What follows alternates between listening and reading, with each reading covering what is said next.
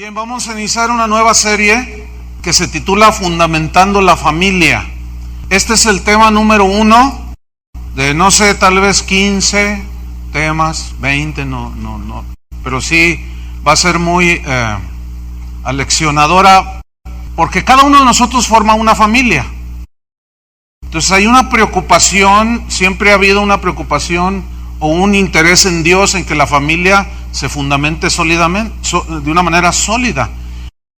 Pero yo como pastor y los pastores en esta congregación también estamos muy interesados en cumplir la voluntad de Dios en lo que se refiere al matrimonio. Por eso es la enseñanza continua en retiros, en reuniones de los viernes, y hoy vamos a iniciar una serie. El primer tema se titula ¿Cómo fundamentar sólidamente mi familia? Los invito a que abran su Biblia en Efesios capítulo 5, versículo 18. Efesios 5, 18. Este versículo es muy conocido, pero a veces no muy bien entendido. Hoy lo vamos a estudiar de una manera más profunda, más seria, y vamos a aprender mucho. Dice así: no os embriaguéis con vino, en lo cual hay disolución. Antes bien, sed llenos del Espíritu. Sed llenos del Espíritu. Lamentablemente, el concepto de ser llenos del Espíritu está muy distorsionado. Déjeme decirle que ser llenos del Espíritu Santo no viene porque un predicador ore por ti y te caigas al suelo, y luego después te rías descontroladamente y sientas así bonito. Te sientas como un borracho y andes ahí trastabillando en la plataforma y luego te caigas al suelo, el predicador te levanta y te vuelve a tumbar. Algunos tristemente piensan que eso es ser lleno de Dios. Muchísimo menos ser lleno del Espíritu Santo es recibir las bendiciones de Dios pactando con dinero para recibir sus bendiciones, pero para nada. Muchísimo menos viene la llenura del Espíritu Santo por confesar, decretar o recibir. Esas son enseñanzas que no están en la Biblia. Yo conozco cientos de cristianos, y probablemente usted también conozca cientos de cristianos, o tal vez seamos uno de esos cristianos, no lo sé, que piensan que así es, y siempre están buscando experiencias de este tipo y haciendo esas cosas, pero sus vidas son un desastre en la familia. Ese tipo de manifestaciones son las que prevalecen en la iglesia de hoy, desgraciadamente. Algunos le llaman avivamiento. Bien, entonces hago una pregunta yo: si esto es llenarse de Dios, o sea, caerse por todos lados y reírse, si esto es avivamiento, ¿por qué nunca como hoy hay más divorcios entre cristianos? ¿Alguien nos podría responder? Si esto fuera avivamiento, entonces ¿por qué hay más materialismo entre los cristianos de hoy que en los cristianos del primer siglo? ¿Por qué hay más adulterios dentro del cristianismo hoy? ¿Por qué hay más problemas en las familias de hoy que van a las iglesias cristianas? Las iglesias cristianas de hoy están llenas de este tipo de desastres. Bueno, el versículo que leímos, no os embriaguéis con vino, antes sed llenos del Espíritu Santo. Aparentemente este texto no tiene nada que ver con el tema de edificar la familia, pero ya descubriremos que tiene que ver muchísimo más de lo que pensamos este versículo. Una de las peores desgracias que estamos viviendo en el siglo XXI es precisamente la desintegración familiar. Los factores son muchos, que van desde la infidelidad, el aborto, el egoísmo, el materialismo, la liberación femenina, la perversión sexual y un sinfín de etcéteras. Muchos de ustedes han llegado a Cristo, a conocer a Cristo, con su familia totalmente destrozada. Algunos de ustedes no saben ni dónde están sus hijos, o su esposa, o su esposo. La familia de algunos, es muy posible, algunos de los que están aquí, después de haber conocido a Cristo, ahora se han dado cuenta de que su familia que tienen actualmente es como una madeja no saben dónde está la punta, no saben qué hacer. Algunos de ustedes no van a pasar los años y es tan complejo la situación en la que viven que van a vivir siempre con una carga hasta que Cristo venga. No porque Cristo no pueda solucionar o ayudarte a que supere los problemas. El problema no está con Él, el problema está con nosotros. Ya lo vamos a ver. Básicamente hay dos razones fundamentales del por qué la situación en la familia está como está, del por qué está crítica la situación. Dos razones. Uno es porque nos hemos alejado de Dios. Y la otra es porque hemos abandonado los consejos de Dios. En Jeremías 2:13, Dios hace un reproche a su pueblo. No es un texto que hable a los que no lo conocen. Es un texto que les habla a los que son su pueblo. ¿Cuántos son pueblo de Dios? Ok. Dice Jeremías 2:13, porque dos males ha hecho mi pueblo. ¿Cuáles son? Número uno, me dejaron a mí, fuente de agua viva. Número dos, y cavaron para sí cisternas rotas, cisternas rotas que no retienen el agua. Dos males hizo el pueblo de Dios en aquel tiempo, cuando Dios aquí les está haciendo un reproche. Pero resulta que la historia se ha repetido. Eventualmente, cíclicamente se repite la historia. El pueblo de Dios dejando a Dios y dejando su palabra. Y luego entramos en crisis y no sabemos qué hacer. Pero aquí donde dice, me dejaron a mí fuente de agua viva, quiero subrayar la palabra fuente. Porque esa palabra en el hebreo es la palabra makor. Y makor, que se tradujo por fuente, significa felicidad. Fíjese qué interesante. Significa sabiduría y significa descendencia bendita. Entonces lo que está diciendo Dios es lo siguiente: me dejaron a mí fuente de felicidad, me dejaron a mí fuente de sabiduría para cómo enfrentar los problemas de la vida. Me dejaron a mí que soy el único que puedo dar bendición a su descendencia. Lo dejaron a Él y luego cavaron cisternas, pozos. Cisternas rotas con grietas que no retienen el agua. Y esto habla, estas cisternas representan los recursos humanos, puramente humanos, que son totalmente inútiles, que no pueden dar vida, y lo único que producen es vacío y más vacío. ¿Sí? Aunque sean pensamientos de sabiduría, pero no dejan de ser sabiduría puramente humana. Y la Biblia dice que la sabiduría de este mundo es animal, terrenal y diabólica. Eso dice, no es mi mensaje, ese es el Evangelio. Entonces, ¿qué es lo que ha sucedido? Lo que ha sucedido es que hemos cambiado al Dios de la Biblia por otros dioses. Y hemos desplazado la palabra de Dios y la hemos sustituido por el consejo de los psicólogos, por el consejo de los sociólogos. Y últimamente hemos sustituido la palabra de Dios por los motivadores del púlpito, que te dicen una sarta de pensamientos bonitos, pero no, que no son palabra de Dios. La psicología moderna asegura que el matrimonio, entre comillas, hasta que la muerte nos separe, es irreal, dicen ellos. Es imposible de llevar a cabo, eso dicen ellos. Ellos argumentan que las circunstancias cambian, el amor termina, dicen, se acaba. Y es mejor por sanidad mental y asunto de autoestima y no sé cuánto rollo de los implicados que intenten con otra persona e inicien un nuevo matrimonio. Bueno, esa filosofía, esos pensamientos se escucharán bonitos en cierto grado, pero no son los pensamientos de Dios, y ahí está el problema. Porque hemos sustituido la palabra de Dios por los pensamientos de los sabios mundanos. Esto ha llevado a miles de matrimonios alrededor del mundo al divorcio. Pero lo más triste es que miles de matrimonios están en proceso de divorciarse.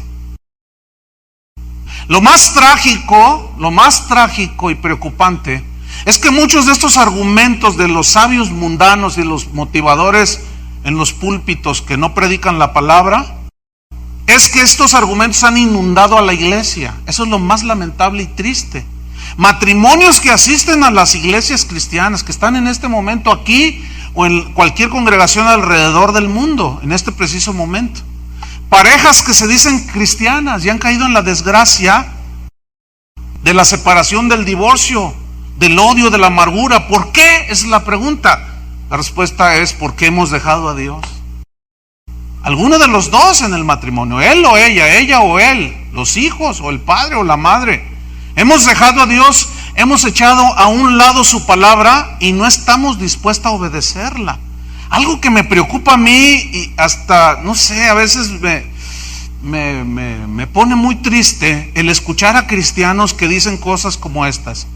Bueno, sí, ahí dice, pero yo pienso ¿tú piensas qué? Cuando alguien se expresa de esa manera, sí, Dios dice allí, pero yo pienso que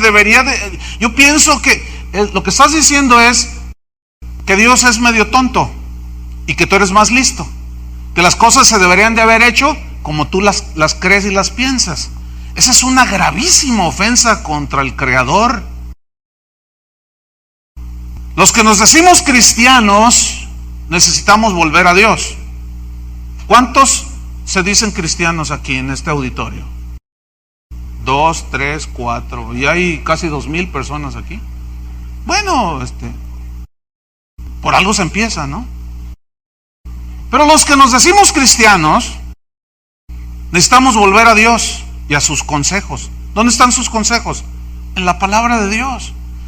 Dios tiene mucho que decirnos acerca del matrimonio y de la familia, porque Él inventó el matrimonio, Él diseñó la familia y puso reglas y dio instrucciones al esposo, a la esposa, a los hijos y a la suegra, a los hermanos, a las hermanas, a los primos, a todos les dio principios, instrucciones y reglas. Estas instrucciones fueron dadas por Dios para ayudarnos a fundamentar la familia de una manera sólida, para entonces encontrar felicidad, satisfacción y estabilidad en medio de este caos. Hay una historia que algunos ya han escuchado, pero viene en este momento y viene bien en este momento. Habla de que en los inicios del automóvil se cuenta que un hombre quedó varado allí junto al camino. Él manejaba un Ford modelo T, que fueron de los primeros de aquel tiempo. Este hombre, desesperado por no saber qué hacer, dice la historia, vio pasar un auto igualito al suyo y le hizo señas al chofer para que se parara. Y se detuvo el auto y descendió un hombre entrado en años y le preguntó que qué le pasaba. El hombre le explicó al anciano que su auto de pronto se detuvo, inexplicablemente dejó de funcionar. El anciano le pidió que abriera el cofre y se asomó el anciano y comenzó a revisar el motor y le dio instrucciones y le dijo: mira, hazle esto y esto otro, y luego lo enciendes. Aquel hombre, desconcertado, hizo lo que el anciano le dijo. Aunque un poco incrédulo, dice la historia, accionó el encendido y el auto comenzó a funcionar. Y el hombre, impactado, le preguntó: pero ¿quién es usted? Y el anciano le respondió: soy Henry Ford. Yo inventé ese auto. Yo sé dónde deja de funcionar y cómo hacerlo funcionar. Escúchenme bien. Igualmente Dios. Él inventó la familia, Él diseñó, Él sabe precisamente dónde está fallando el esposo. Dios inventó el matrimonio, Él sabe dónde está fallando el esposo, Él sabe dónde está fallando la esposa. Perfectamente sabe dónde está fallando los hijos, o la suegra, o el primo. Porque Él diseñó, y Él es el único que está calificado para decir: hazle así, así y así. Luego échalo a funcionar y te va a sorprender que va a funcionar. Por eso es que debemos de ir a las instrucciones del diseñador, a las instrucciones del fabricante. Y Dios diseñó la familia y le dio principios que están ahí en la Biblia, pero los hemos dejado a un lado. Y por eso muchos de nosotros vivimos un desastre en la familia. Esa es la razón. Jesús habló mucho de cómo edificar la familia, fíjate. Vamos a comprobarlo. Mateo capítulo 7, versículo 24. Mateo 7, 24. Yo sé que mientras estoy hablando, ustedes van a tener muchas preguntas. Por ejemplo, una esposa cuyo marido no es cristiano va a decir, ¿y yo qué hago? O un esposo cuya esposa no es cristiano, o una familia, un matrimonio cuyos hijos no son cristianos y andan en rebeldía, o un joven cuyos padres no son cristianos. Y van a decir, ¿y yo cómo le hago? Pues bueno, tenemos de aquí hasta diciembre para responder a sus preguntas a través de esta serie.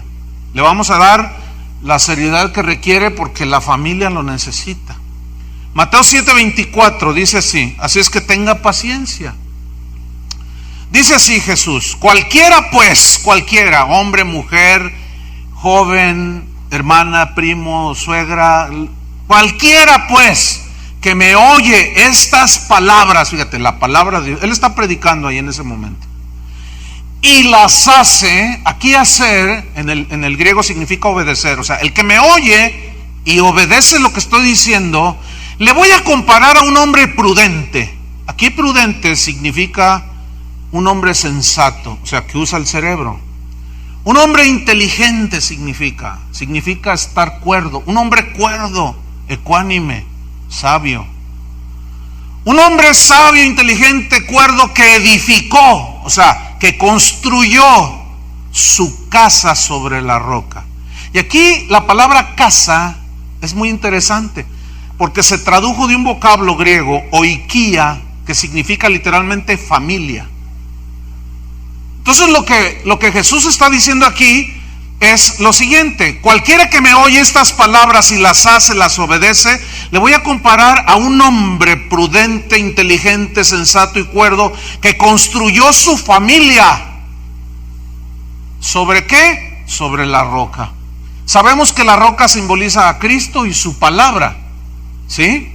La roca habla de solidez, de estabilidad, que da como resultado de obedecer las instrucciones del fabricante. Entonces funciona. Ahora, entonces ahí está un hombre sensato, sabio, que edificó con Dios y con su palabra. Y luego le empiezan a suceder ciertas cosas. Versículo 25. Descendió lluvia y vinieron ríos y soplaron vientos.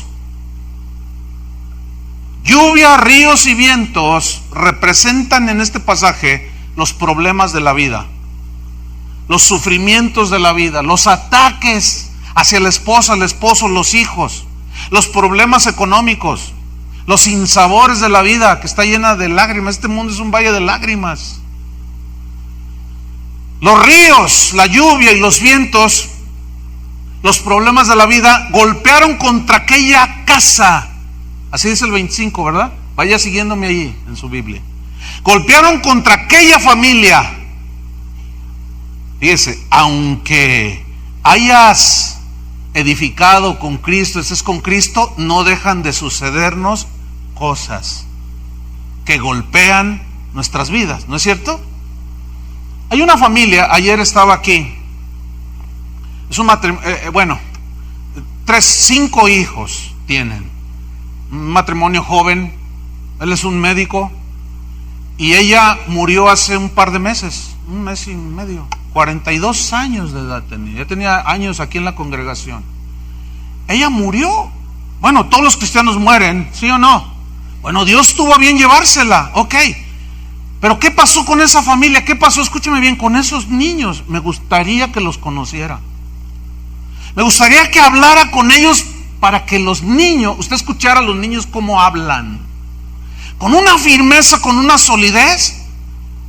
El más chiquito dice, yo a veces lloro, dice, pero me acuerdo que está con el Señor mi mamá, y lo que ella me enseñó, bueno, yo algún día la voy a ver, y bueno, me pongo triste, pero a la vez contento, y te empiezan a ministrar los chiquillos. Ahora déjame decirle, yo tengo mucho respeto por ese varón. ¿Por qué? Porque supo edificar su familia. Puede con 5, tú tienes 2 y ya te volviste loco. Pero hay una gran diferencia en edificar con Cristo y en su palabra. Ahora, ellos estuvieron edificando y les llegó el golpe de la vida. Les pegó los ríos, los vientos. Dice, y golpearon contra aquella casa, golpearon contra aquella familia. Y fíjate lo que dice Jesús, y no cayó. Aquí caer, obviamente da la idea de derrumbarse. O sea, no se derrumbó. Pero la razón la dice Jesucristo, porque estaba fundada, o sea, construida y cimentada sobre la roca. ¿Quién es la roca? Dios, Cristo y su palabra. Entonces, aludiendo a esta familia de nuevo, cuando vino ese golpe tan difícil, ellos permanecieron sólidos y estables. Esto es maravilloso ver con tus propios ojos el poder que tiene la palabra de Dios de mantener a las familias juntas. Pero luego el versículo 26 nos da la contraparte, fíjate.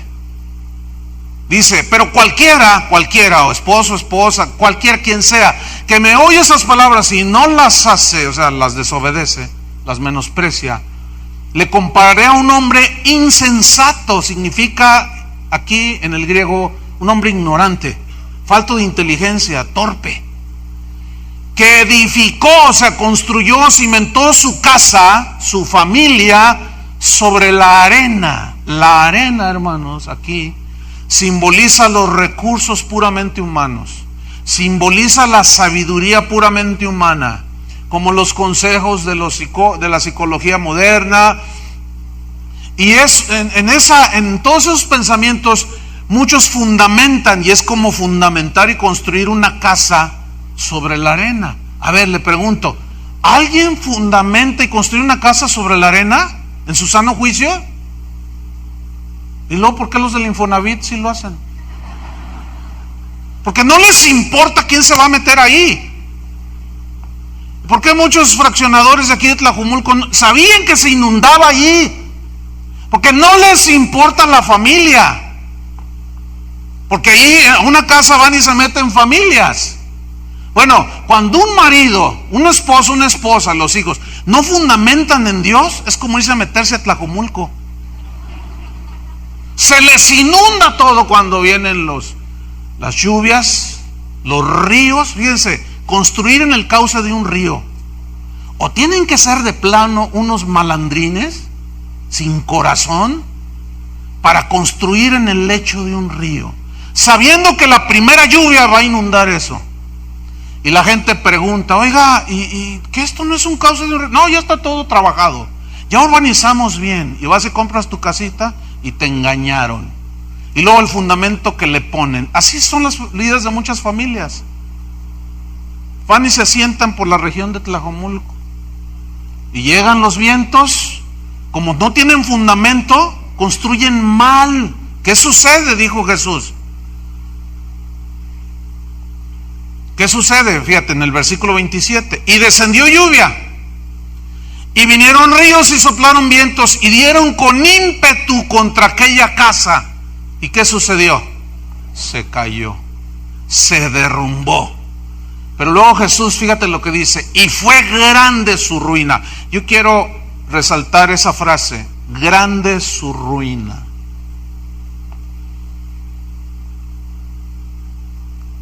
Algunos de ustedes, yo les decía al principio, su vida ha sido un caos total, un desastre total.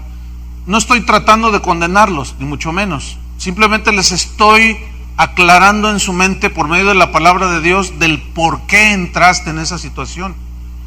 Y algunos dirán, bueno, yo ya vengo de allí. Ayer alguien me decía, pastor, pues yo vengo de 5 matrimonios.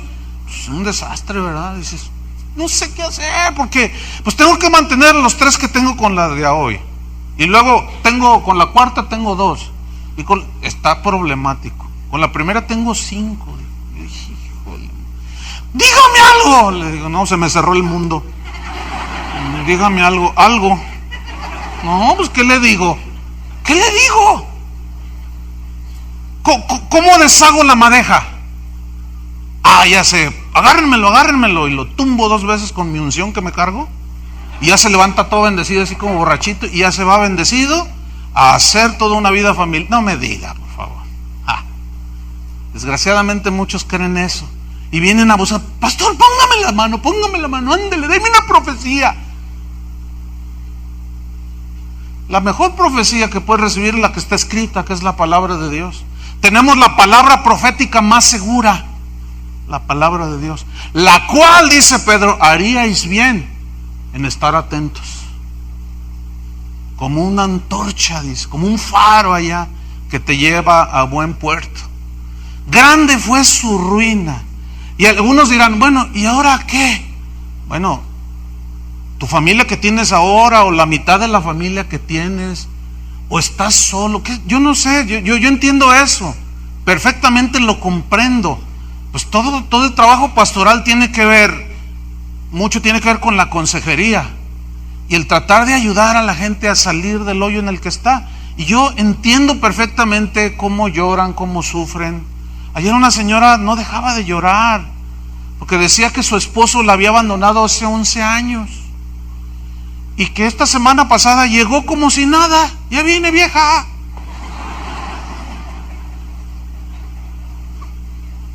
Dice: entonces yo empecé a hablar con él. Yo dije: bueno, a lo mejor Dios está haciendo algo. Entonces empecé a hablar con él. ¿Y qué creo que me dijo? ¿Ya te me estás insinuando tan rápido? Dice: mire, fue como un puñal en mi corazón, pobrecita. Lloraba y a mí se me hace un nudo aquí también. Pues nomás la abracé a la señora, como de 60 años. Yo entiendo eso. Y bueno, le di palabras para consolar su corazón, pero indudablemente eso lo va a llevar por muchos años. Tal vez eso es algo que lo va a tener que enfrentar y llevar en su vida hasta que Cristo venga o el Señor la recoja. Y muchos de ustedes igual. Pero eso significa que vamos a tirar la toalla. No, hermanos, por favor, no. Porque lo que tienes ahora, lo que Dios te ha dado ahora, cuídalo. Porque Dios nos va a pedir cuentas de lo que Él puso a nuestra administración. ¿No es cierto? Y incluye la familia. Fíjate, el rey David en el Salmo 11, versículo 3, dijo algo muy interesante e importante. Dijo: si fueren destruidos los fundamentos, ¿qué ha de hacer el justo? O sea, si el justo no tiene cómo edificar su vida, ¿qué va a hacer el justo? Gracias a Dios que tenemos la palabra de Dios. ¿Cuántos le dan gracias a Dios? Cuando estábamos en la primaria o en la secundaria, ustedes recordarán, había una clase que se llamaba civismo.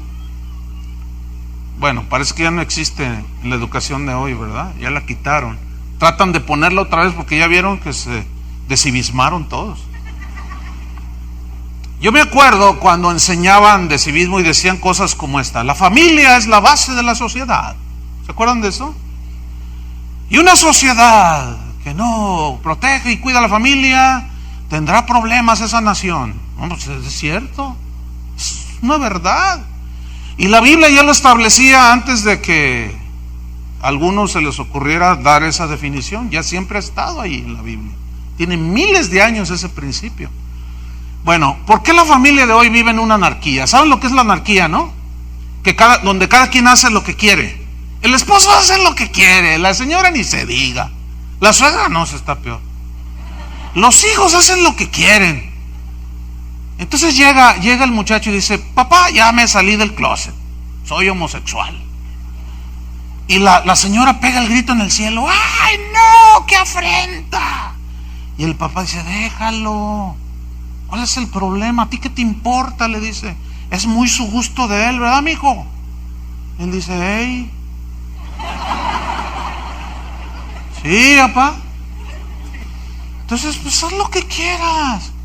Y luego la muchacha falta 2 días a la casa y la señora, pues son las más preocupadas, ustedes saben, ¿no? ¿Dónde andabas, hija? Pues ¿qué te importa, mamá? ¿Cómo que qué me importa si soy tu madre? No, pues mi papá me da permiso. ¿Y dónde andabas? Pues me fui a Vallarta. Me fui a Puerto Vallarta, allá con mis amigos. ¿Saben cómo se llama eso? Anarquía. Y la razón de la anarquía es porque no hay ley que los gobierne. En Jueces hay una historia bien terrible. En el capítulo 17 Dice en el versículo 6, en aquellos días, dice, no había rey en Israel. O sea, un gobierno teocrático aquí, porque Dios los gobernaba a través del rey, ¿sí? Y del sacerdote, el profeta. En aquellos días no había rey en Israel y cada uno hacía lo que bien le parecía. Oye, pues vamos a ofrecerle a Dios este sacrificio. Oye, pero eso no dijo Dios en la ley. Pues invéntate tu ley, invéntate tu religión, haz lo que a ti bien te parezca, eso haces. Eso se llama anarquía. Déjenme decirles algo, hermanos. Les voy a decir una realidad, es que es muy triste. Pero en el cristianismo de hoy hay muchas iglesias anárquicas. Empezando desde el predicador, desde el pastor que hace lo que le da su gana. Hace lo que le da su gana con el dinero de la iglesia, hace lo que le da su gana con la palabra de Dios, hace lo que le da su gana con los bienes de la iglesia que todo mundo aporta, hace lo que le da su gana con todo. Y cuidado que no digas nada ni le exijas cuentas, porque te dice no toques al ungido de Jehová. Pero luego la esposa del pastor hace lo que le da su regalada gana, ¿verdad? Y luego los hermanos, el de matrimonios, el de la alabanza, no hombre, el de la alabanza acostándose con otra del coro. Y no digan nada porque pues aquí no falla. O sea, total, cada quien hace lo que le da su gana. Y ustedes dirán, ¿y dónde hay esos lugares? Ay, hermanos, no sean inocentes. La familia bien cimentada permanece en pie. Volviendo a lo de civismo, una familia bien unida pues es un beneficio para la sociedad. ¿Es verdad? Es cierto. Imagínate un esposo cristiano, una esposa cristiana, los hijos cristianos. Imagínate el esposo cristiano, no tranza para avanzar, es un hombre íntegro, hace sus negocios limpiamente, no le miente a su esposa, la esposa ama al esposo, no es una señora que anda allá de chisme en chisme, no es una señora que se pasa 5 horas viendo las novelas.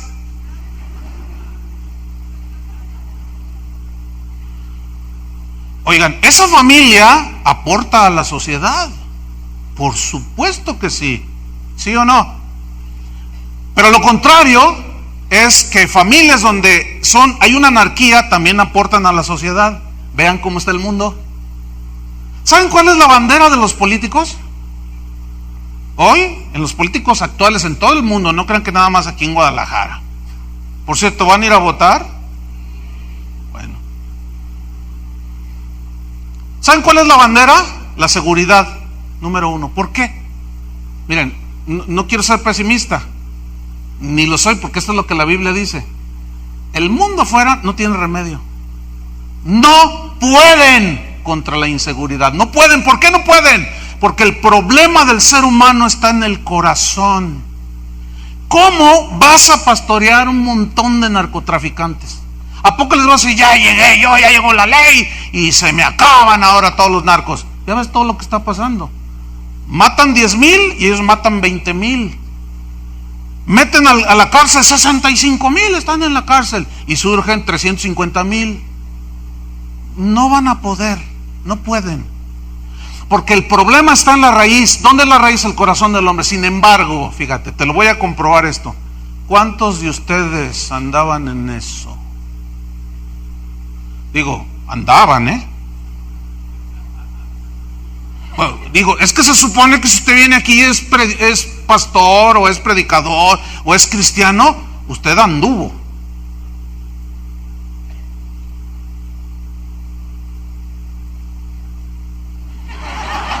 Es que me ven así como no me vean así. Miren, piensen en lo que estoy diciendo y hagan así, bueno, o sea, así como. Entonces, fíjate, yo te lo estoy comprobando. ¿Cuántos de ustedes eran Juan Charrasqueado de Jalisco? Con mujeres por donde quiera, una en la colonia Morelos, otra en la colonia Independencia, otra en... Y así andaban y se creían los metrosexuales. Pero una vez que te convertiste a Cristo, cambió tu vida. ¿Saben de lo que estoy hablando, no? Entonces ya ahí les estoy comprobando que el único remedio para el ser humano es lo que dice Dios. Arrepiéntete de tus pecados. Pide perdón a Dios. Por su gracia, Él te va a regalar la salvación. Y como consecuencia viene un cambio de vida. ¿Cuántos de ustedes eran ladrones? No levanten la mano. Dije eran, ¿Cuántos eran ladrones? Pero ahora ya no. ¿Verdad que no? Entonces ya estás aportando a la sociedad. Ya hubo un cambio. Entonces, hermanos, mira, la solución no está en las manos de los políticos, te lo aseguro. Pero de todas maneras vayan a votar, O sea, pues es parte del asunto aquí en la tierra. ¿Cuántos reconocen que han fallado? Yo soy el primero. Ok, fíjense bien lo que voy a decir. Dios está dispuesto a perdonarnos. Ese es el Dios de amor, el Dios de perdón. Esa es una verdad en la Biblia. Pero hay una condición para que nos perdone, y es el arrepentimiento. Y el arrepentimiento significa cambiar de dirección. Si tú antes conciliabas con el pecado, la corrupción y la maldad, ahora le das la espalda a eso y te vuelves a Dios. Entonces la condición de Dios para perdonarnos es que nos arrepintamos, que nos volvamos a Él, que obedezcamos su palabra. Dios está entonces dispuesto a perdonarnos, pero escúchenme bien, pongan atención a lo que voy a decir. Él jamás va a cambiar las reglas sobre el matrimonio. Él no va a cambiar las reglas sobre cómo debe funcionar la familia. Él no va a cambiarlas. Otra de las tendencias en la iglesia moderna del siglo XXI es esta. Dicen, las sociedades van evolucionando. Entonces nosotros tenemos que ir adaptando el evangelio a la modernidad. Eso es una herejía. ¿Por qué? Porque tratar de adaptar el evangelio a las costumbres y prácticas del hombre actual es hacer a un lado la palabra de Dios. Y lo que la gente, cristianos, pastores que enseñan eso, lo que están diciendo es que Dios ya se hizo viejo, que su palabra ya se hizo arcaica, que su palabra ya se hizo vetusta y retrógrada. Entonces ahora hay que tratar de adaptarla. Pues si los antros, las discotecas atraen a los jóvenes, pues hay que poner luces aquí adentro, ¿no? Para atraerlos, y les traemos unos reggaetoneros acá, para atraer a los jóvenes. Ok, sí, síganlo haciendo. Y esos que fueron atraídos por el reggaetón piensan que la iglesia es un reggaetonero completo. Y ellos, cada vez que vengan a una iglesia, van a querer reggaetonear, porque eso es lo que creen que es la iglesia. Eso es una falacia y un gravísimo error que muchos pastores y predicadores hemos caído. Por eso está la cosa como está. Dios entonces no va a cambiar las reglas. La palabra de Dios es muy enfática. El cielo y la tierra pasarán, lo dijo Jesús. Pero mi palabra, ¿qué? No pasará. O sea, significa que no perderá vigencia. El mismo no matarás de hace miles de años es el mismo de hoy. El mismo no adulterarás, no fornicarás, es el mismo de hoy. El mismo de que no te contamines con el mundo de hace 2000 años, que Juan lo escribió en su carta, una de sus cartas, es el mismo de hoy. Pero ya penetró la iglesia todas estas filosofías. Ahora entramos en materia. Yo quiero saber, pastor, ¿cómo puedo fundamentar mi familia sólidamente? La respuesta está en Efesios 5:18, el texto que leímos. ¿Qué dice Efesios 5:18? No os embriaguéis con vino en lo cual hay disolución, antes bien, ¿qué? Sed llenos del Espíritu Santo. Ahora fíjate, algunos piensan erróneamente que ser llenos del Espíritu Santo se reduce simple y llanamente al hablar en lenguas extrañas. Ya fui lleno. Entonces asumen de que pues tienen que estar hable y después hay congregaciones, se hace todo un caos en ese asunto de la manifestación de los dones, porque creen que eso es ser lleno del Espíritu Santo. Pero déjenme decirles algo, y es lo que vamos a estudiar en la siguiente media hora. Para ser llenos del Espíritu Santo, o ser llenos del Espíritu Santo, es muchísimo más que hablar en lenguas, hermanos. Como no tenemos una idea. Yo conozco mucha gente que habla en lenguas, y ay Dios, tú dices, ¿este qué? ¿De dónde salió este? Son un desastre. Tienen negocios, son bien tranzas. Le echan mentiras a su esposa. Algunos hasta la golpean. Pero hablan en lenguas. Déjenme decirles algo que me apena mucho. Las iglesias de corte carismático o pentecostal tenemos muy mala fama, hermanos. ¿Sabes de qué nos tachan los que conocen la Biblia? En términos generales, nos tachan de emocionalistas. Nos tachan de ignorantes de la Biblia, que no estudiamos la Biblia. Tenemos una reputación los pentecostales, pero pésima, hermanos. Cuando alguien que estudia la Biblia, que va a una iglesia donde el pastor les enseña la Biblia y todo, y lo conoces y empieza y te pregunta, ¿y usted a qué iglesia va? No, pues a tal. ¿De qué denominación? Somos pentecostales. Lolo, ya, en su mente este es un ignorante. Y bien que nos hemos ganado esa famita, porque los pentecostales, las iglesias carismáticas, nos la pasamos temblando y tirándonos y riéndonos. Y ay, qué bonito sentí. Y puro sentimiento. Y la palabra de Dios, ¿dónde la hemos dejado? ¿Saben dónde es donde se produce el mayor índice de divorcios, de adulterios y de madres solteras? Escúchenme bien, en las iglesias pentecostales. Y tengo una lista ahí archivada. No la puedo sacar aquí, es obvio. Desde los pastores, desde los apóstoles hasta los miembros de la iglesia, el índice es de 7-1 de las iglesias donde estudian la Biblia. ¿Por qué? Porque son puras emociones. Debemos salir de ahí, hermanos. Ahora, no estoy diciendo que no vamos a hacer, se siente una bonita emoción alabar a Dios, ¿no es cierto? Pero debemos de hacerlo en orden. Ustedes entienden eso. Entonces, mira, para entender mucho más este versículo de ser llenos del Espíritu Santo, vamos al contexto en el mismo capítulo. Vamos otra vez, abran su Biblia en Efesios 5, versículo 15.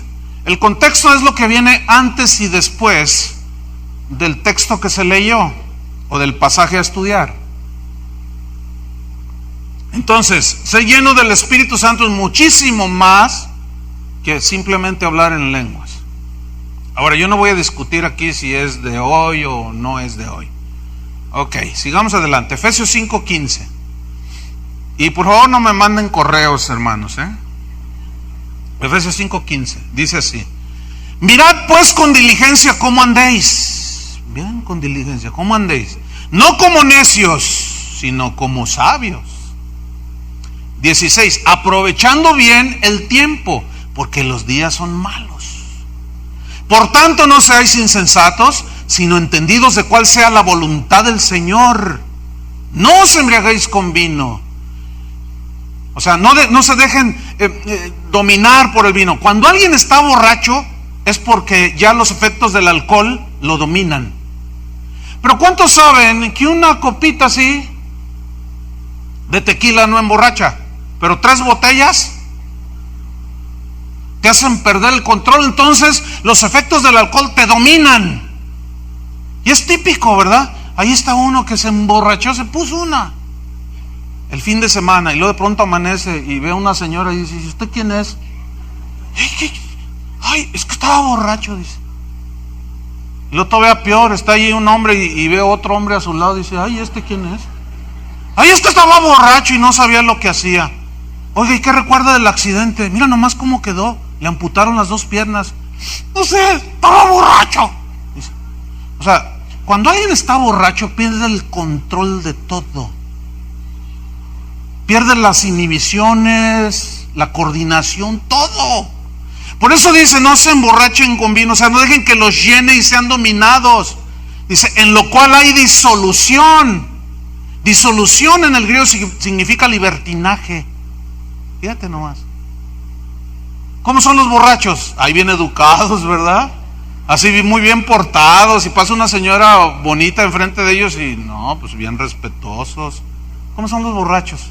Y ahí vas tú, sobre todo esto las mujeres lo entienden, y está un borracho ahí agarrado del poste, ¿no? Y quién sabe cuántas cosas te dices, tú dices, viejo borracho, le dices. ¿Por qué? Porque no tiene dominio sobre él, a él lo controla el alcohol. Pero disolución también significa derroche. ¿Qué hacen los borrachos? Derrochan. Y gastan el dinero que tienen que darle a su esposa y a sus hijos para lo más elemental, que es la alimentación.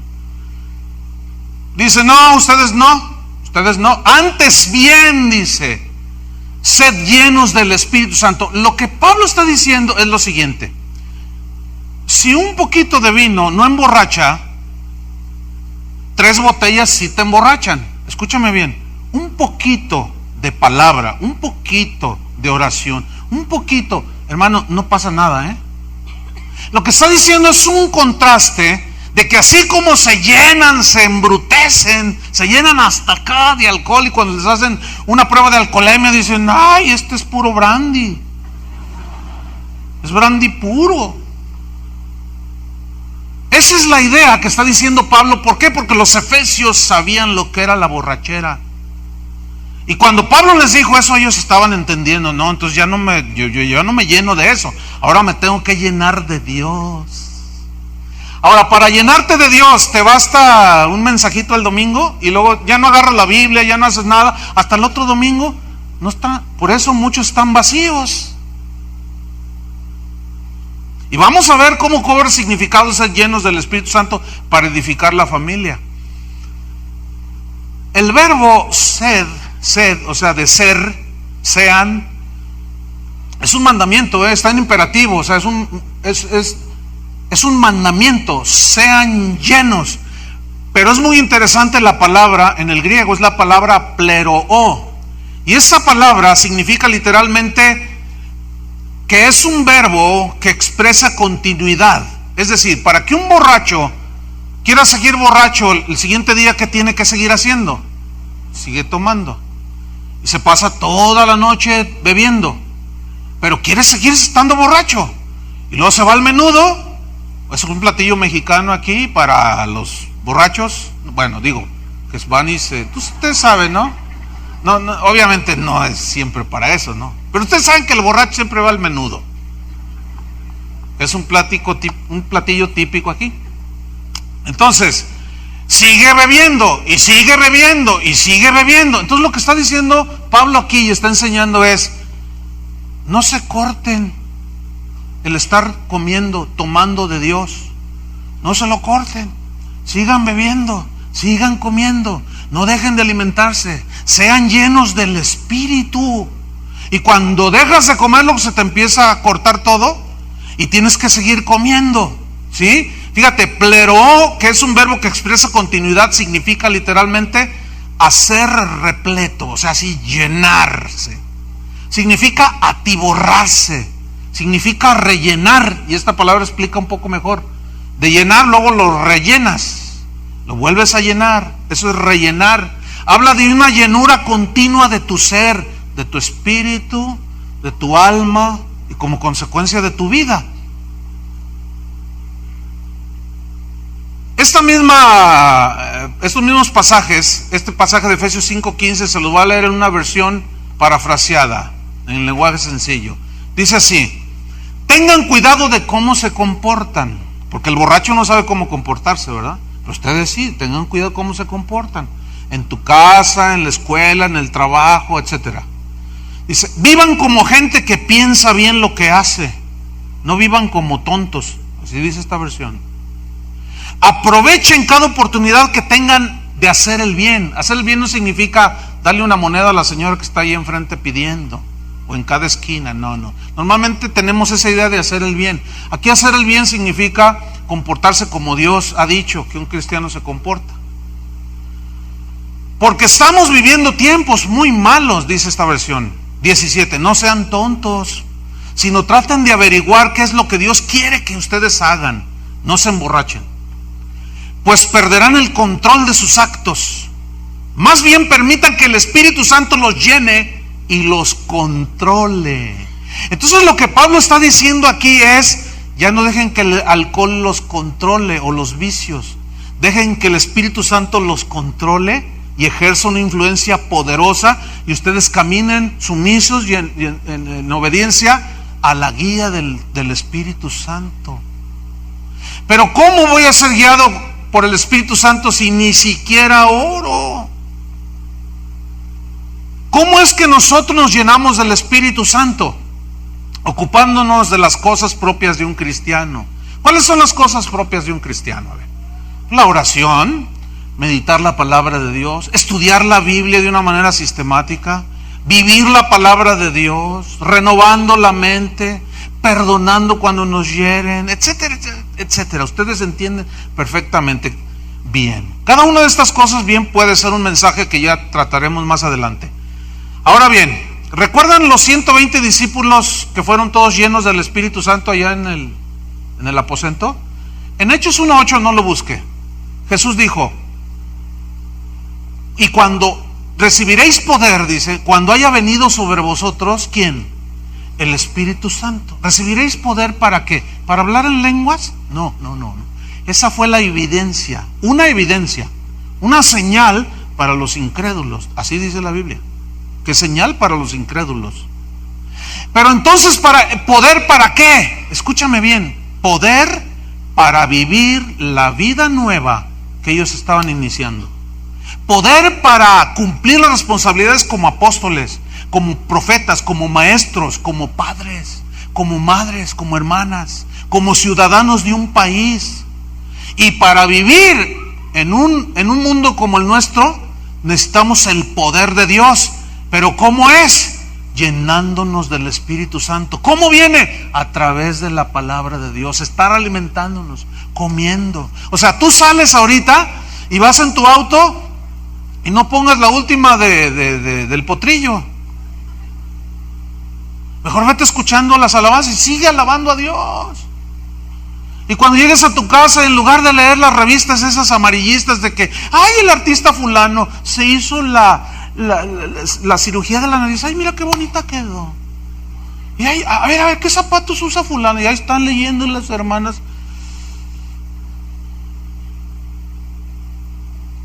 Agarra un buen libro, agarra la Biblia, lee. Ay, no, qué aburrido. Ahí está la razón. Cuando vengan los vientos, la lluvia y los ríos, que te ayude el potrillo.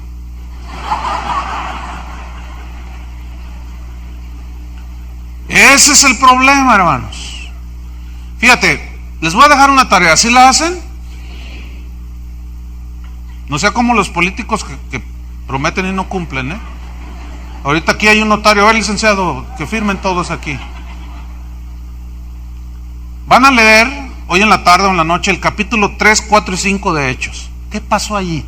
Allí se ve cómo la llenura del Espíritu Santo los capacitó para hacer lo que concierne a los cristianos. ¿Qué hacían? Se reunían, oraban, estaban en oración, se edificaban mutuamente, estudiaban las Escrituras, crecían espiritualmente, se llenaban de Dios, comían juntos, cantaban, alababan a Dios, predicaban valientemente el Evangelio, los perseguían, los azotaban y se gozaban en las persecuciones.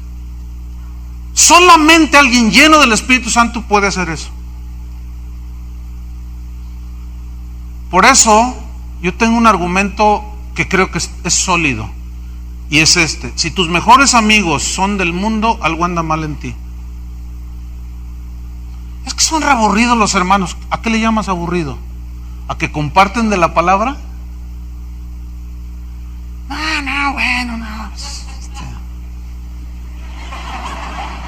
No seas tan obvio, hermano. Bueno, al menos no lo disfrazaste, ¿verdad? Sí, está hablando de mí este pastor. Ahora fíjate, yo quiero que quede bien claro lo siguiente. Pon tus ojos ahí en Efesios 5:15. Fíjate cómo empezamos a leer y llegamos hasta el 18. Yo quiero que ustedes, porque este es el meollo del mensaje, yo quiero que ustedes entiendan que el mensaje no cambia, es el mismo. No se corta el hilo del mensaje, es la misma enseñanza. Es el mismo punto que está Pablo hablando aquí a los Efesios. Ya les dice, no se embriaguen con vino, no, llénense del Espíritu Santo. Pero luego en el versículo 19, San Pablo comienza a dar una serie de evidencias que deben de demostrar los que están llenos del Espíritu Santo. Si no tienes estas evidencias, hay más, pero estas son muy importantes, es porque no estás lleno del Espíritu Santo. Entonces, si no estás lleno del Espíritu Santo, no tienes el poder para ser un buen marido. Y aquí es donde entra el asunto. Versículo 19. Una de las evidencias es un espíritu de adoración. Hablando entre vosotros con salmos, con himnos y cánticos espirituales, cantando y alabando al Señor en vuestros corazones. Espíritu de adoración. Es decir, yo te pregunto, ¿qué es lo que estás cantando?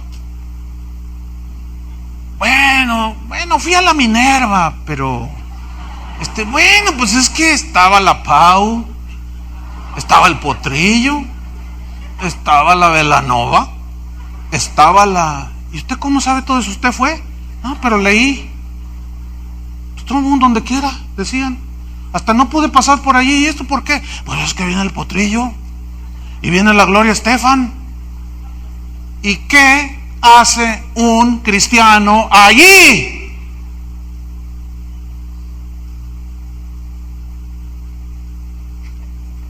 Se quedaron mudos. No, es que fue gratis, pastor. Eso cuéntaselo a otro. Eso fue gratis. Bueno, al menos le están poniendo la muestra a los cantantes cristianos. Ouch. Pero escúchame bien, ¿qué tiene que ver Cristo con Belial? ¿Qué tiene que ver la vida íntegra, se entiende que es así, de pensamientos puros, amables, etcétera, con lo que canta toda esa gente? Yo sé que esto no le gusta a muchos y se justifican a sí mismos. No hay que ser tan legalistas. No hay que ser, que una de los panchos. ¿Qué tiene? Bueno, es que de la abundancia del corazón habla la boca. De lo que te produce llenura, eso te gusta tomar. Entonces, la pregunta es, ¿qué estás cantando? Escúchame bien, si cantas salmos, himnos, cánticos espirituales, cantando y alabando al Señor. Es más, hasta en la noche cuando estás dormido, estás cantando. ¿A alguno le pasa eso? Y en cuanto abren los ojos al primer minuto de la mañana, está un canto ahí. ¿Les pasa eso? Estás lleno del Espíritu Santo. O te amaneces con el Rey. Pero no el Rey de Reyes, sino el que no tiene trono ni nada, ni nadie que le comprenda. Pero sigues siendo el Rey.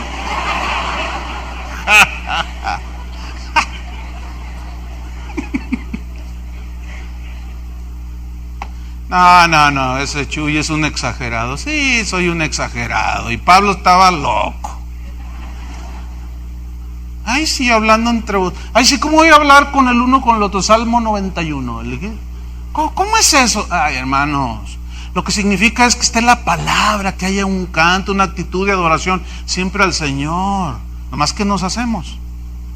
Pero luego viene el versículo 20. Noten que no corta el hilo del mensaje. Y aquí habla de un espíritu de gratitud, dando siempre gracias por todo al Dios y Padre en el nombre de nuestro Señor Jesucristo. Un espíritu de gratitud. Dan gracias, los llenos del Espíritu Santo dan gracias por todo. Es muy evidente cuando alguien no está lleno del Espíritu. Se queja, llora, se amarga y todavía castiga a Dios. Ya no vuelvo a venir, le dice a Dios. Pero quiero entrar ya y nos vamos sobre el fin del mensaje. Lo que nos concierne para edificar una familia sólidamente. Viene un espíritu de sometimiento.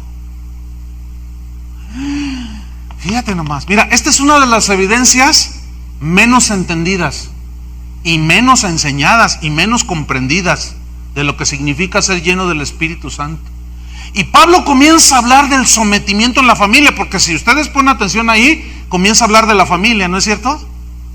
Pero empieza con el versículo 21, que es un versículo muy poco entendido, muy poco explicado y muy poco comprendido, pero hoy lo vamos a explicar y yo quiero pedirle a Dios que lo comprendamos. No se duerma, por favor. ¿Listo? Ok, Efesios 5:21. No corta el mensaje, lo sigue. Someteos unos a otros en el temor de Dios. Ay, a ver. Someteos unos a... Pero yo soy el esposo, pastor. ¿Cómo yo me voy a someter a mi esposa, a mis hijos? Bueno, pongan atención. ¿Qué dice allí? Someteos unos a otros en el temor de Dios. Ahora, ¿de qué está hablando ahí a partir del versículo 21 en adelante? ¿De qué está hablando? ¿Alguien me puede decir? De la familia. De la familia. La palabra someteos aquí viene de una palabra griega, upotazo, que significa literalmente ser sumiso, ser obediente. Significa estar sumisos, obedientes, escúchenme bien, sumisos a Dios y obedientes a Dios en las responsabilidades que Él me dio a mí como esposo, como padre, como hermano, como pastor. Ahora, para fin de poder cumplir como esposo, pastor, etcétera, tengo que ser lleno del Espíritu Santo. Necesito ese poder, ¿entienden? Eso significa someterse unos a los otros. Es decir, a la esposa también les daba responsabilidades, a los hijos también, a las mamás, a las suegras, a los suegros. Y cada uno, según este versículo, es someteos unos a otros en el temor de Dios. En el temor de Dios significa en lo que Dios ha dicho, que cada uno tiene responsabilidad. Es decir, fíjese bien, ahorita se lo ilustro. Cada miembro de la familia tiene responsabilidad. Cada miembro de la familia puede hacer una demanda justa. Una esposa al esposo, el esposo a la esposa, un padre a sus hijos, los hijos a los padres. Y ahí es donde está el sometimiento. Fíjate, en 3:18 de Colosenses 3:18, dice lo siguiente: casadas, estad sujetas a vuestros maridos como conviene en el Señor. Significa, como conviene en el Señor, significa lo que está de acuerdo a su palabra. Estén las esposas, ¿qué? Sujetas a sus maridos. Entonces las esposas están ahí sentadas y no les gusta. Dicen, no, eso de sujeta no me gusta. Entonces ponen sujeta. Y luego el marido está ahí y dice, no, sí, ya ves, y le está pellizcando a la señora, ya ves, sométete, ahí dice. Pero ¿saben una cosa? No hemos entendido lo que es el sometimiento. Pero con la gracia de Dios se los voy a poder explicar. Un ejemplo. Ahí tenemos un esposo que le reclama a su esposa y le dice, amor, solo te pido que atiendas y cuides la casa. Es todo. Pregunto, ¿debe sujetarse la esposa al reclamo del esposo? Yo quiero que contesten las señoras, pero ese está muy tibio. ¿Por qué sí? Porque está de acuerdo con la palabra de Dios. Porque la Biblia dice que la mujer debe amar a su esposo, tiene que ser cuidadora de su casa, prudente, casta, buena, sujeta a su marido, según la epístola de Tito, capítulo 2. Dice una versión, para que las más jóvenes aprendan a vivir, tienen que ser enseñadas por las ancianas, dice. De una manera que muestren su amor por su esposo y sus hijos. Las jóvenes deben de aprender de ellas a tener buen juicio y un corazón puro, a cuidar su casa, a ser amables, a estar dispuestas a servir a su familia. A nadie podrán entonces criticar cuando el mensaje de Dios esté viviendo en ellos. Otro ejemplo, porque pues, los varones dijeron, ya ves, sujétate. Otro ejemplo, una esposa reclama a un marido y le dice, amor, por favor, mira, solo te pido que me respetes. Solo te pido que no me hables groseramente. Me lastimas. No me digas malas palabras. Pregunta: ¿debe someterse al reclamo de su esposa, sí o no? Sí. Eso es someterse unos a otros. Y los esposos, bueno, en los cristianos de hoy, en muchos hay esa ignorancia de que la mujer se sujete, es cállese la boca y nada más yo hablo. Y cállese. La Biblia dice, prohíbo a la mujer hablar. Cállese. Sujeta. Cállese. Oye, mi amor, pero cállese. Yo aquí soy la cabeza del hogar. ¿Tú eres la cabeza o el cabezón? No has entendido lo que es el sometimiento, pero hoy te está dando la oportunidad de que lo entiendas. Entonces, cuando mi esposa me hace una demanda, oye amor, estás descuidando esto. Ahora, si yo estoy lleno del Espíritu Santo, ¿qué voy a hacer? Me voy a someter. Suena raro, ¿no? Extraño. ¿Cómo que un esposo se somete a la esposa? Sí, eso es lo que dice allí. ¿Lo alcanzan a ver o no? Pero no en el sentido que la esposa está suplantando el lugar que me corresponde como cabeza. No. Yo sé que lo están entendiendo porque le están haciendo, ya me cayó el 20. Caer el 20 para los que nos oyen en otros países, ya entendí.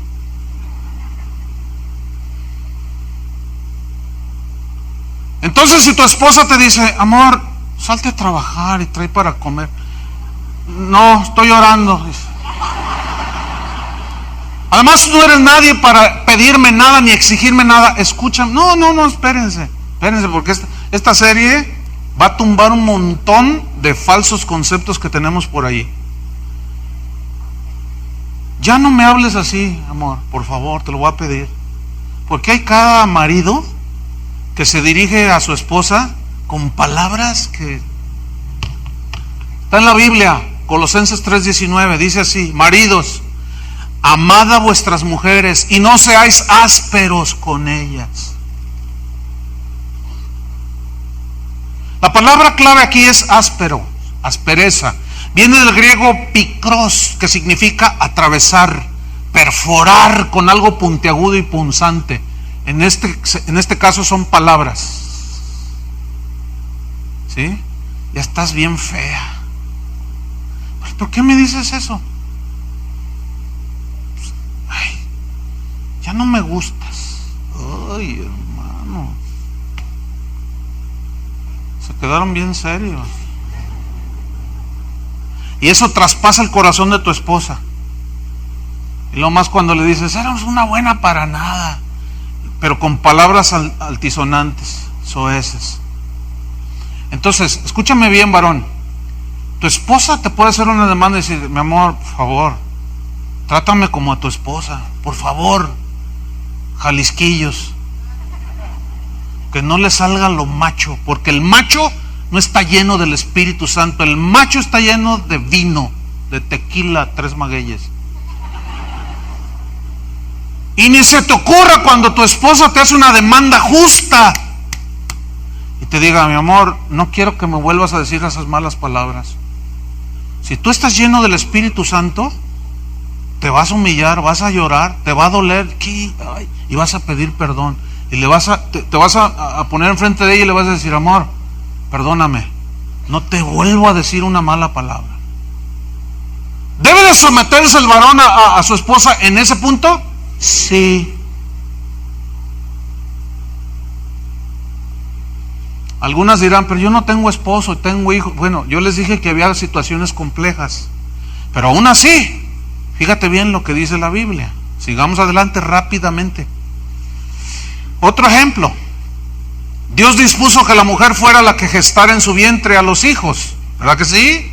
Que los amamantara y los cuidara. Y Dios le dijo, con dolor darás a luz a tus hijos. Pero al hombre le dio la responsabilidad de mantenerlos. Dice, con el sudor de tu frente comerás del pan, del fruto de la tierra, y llevarás a tu familia, mantendrás a tu familia. Bueno, Es obvio que ninguna mujer le puede decir a su esposo, oye, a ver, ten tú los hijos.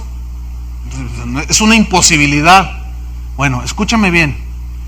Desde el punto de vista del diseño de Dios, es una imposibilidad. Dios no existe la mínima posibilidad de que se cambien las responsabilidades. Así como una esposa no le puede exigir al marido, a ver, tú ahora ten los hijos en tu vientre, tampoco un varón puede decirle a su esposa, trabaja y manténlos tú. ¿Ay?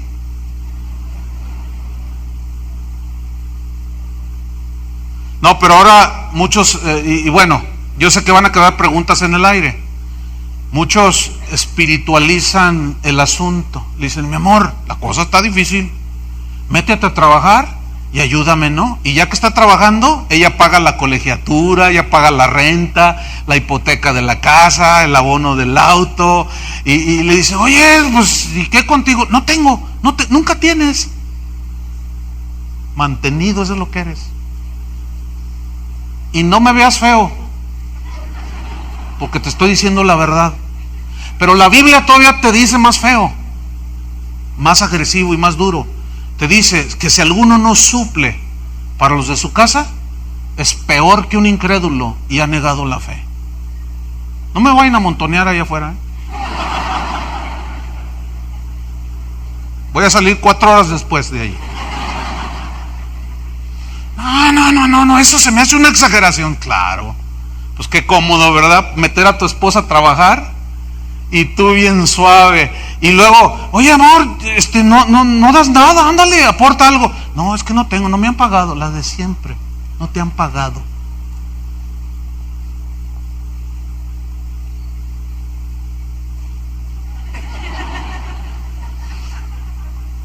¿Saben que ahora en estos días de estudio de la palabra y de andar visitando las casas de oración, aproveché para hacerme una operación en mis ojos, porque tenía cataratas y veía medio borroso y no veía los que estaban atrás. Ahora puedo verlos. Esto es nada más para leer esta parte de aquí, este bifocal. Pero me pusieron unos lentes adentro y ahora los veo. Antes no los veía, no sabía si estaban durmiendo. Y ahora sé hasta lo que están pensando. Ahí sí ya te crees Superman. Tú te crees Superman, ¿verdad? Pues ahí te va tu kriptonita. Ustedes saben que Superman se ponía a temblar cuando le ponían kriptonita, ¿verdad? Y muchos de ya quizá, ya soy Superman. ¿Sabes cuál es la kriptonita para ti? La palabra de Dios.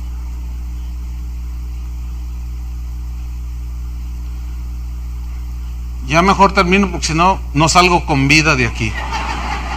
Termino con este ejemplo, Efesios 6.1, que está hablando de la familia. Termino con esto, Efesios 6.1. Porque ¿qué creían que los hijos también se iban a escapar? No. Ahí va, Efesios 6.1. Hijos, obedeced en el Señor a vuestros padres. ¿Qué significa eso? En lo que estoy de acuerdo a la palabra de Dios. Escuchen bien, muchachos, chicos.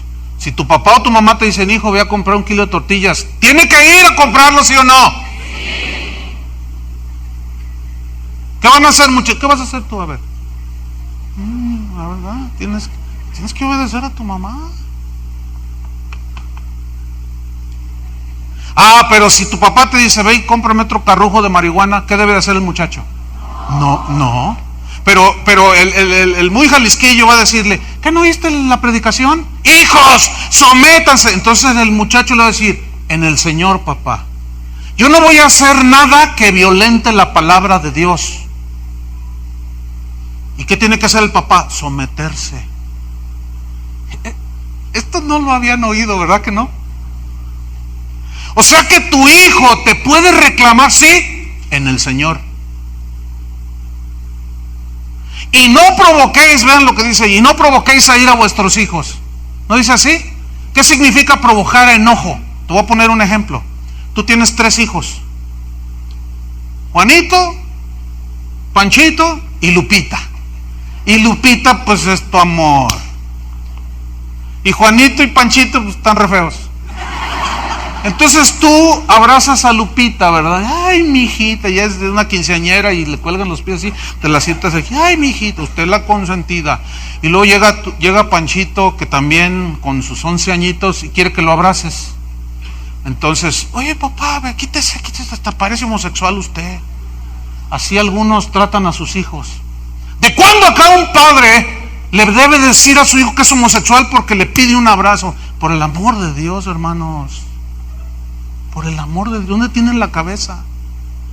Tus hijos indiscriminadamente necesitan tu amor, necesitan tu abrazo. Y si tú amas más a Lupita que a Panchito, lo estás provocando a ira. Entonces Panchito va a venir y te va a decir, papá, tú deberías de ser imparcial, deberías amarnos a los... Pero hijos, tienen que hacerlo con respeto, ¿oíste? Y tú decirle, vea las tortillas con respeto. ¿Están entendiendo lo que es el sometimiento mutuo? Esto apenas es la introducción, hermanos. Pero ahí está el principio ahí. Fíjate, honra a tu padre y a tu madre, respétalos, obedécelos, que es el primer mandamiento con promesa, para que te vaya bien y seas de larga vida sobre la tierra. Y vosotros, padres, no provoquéis a ira, enojo a vuestros hijos, como Isaac y Rebeca. Isaac amaba a Jacob y Rebeca a Esaú, y los pusieron el uno contra el otro.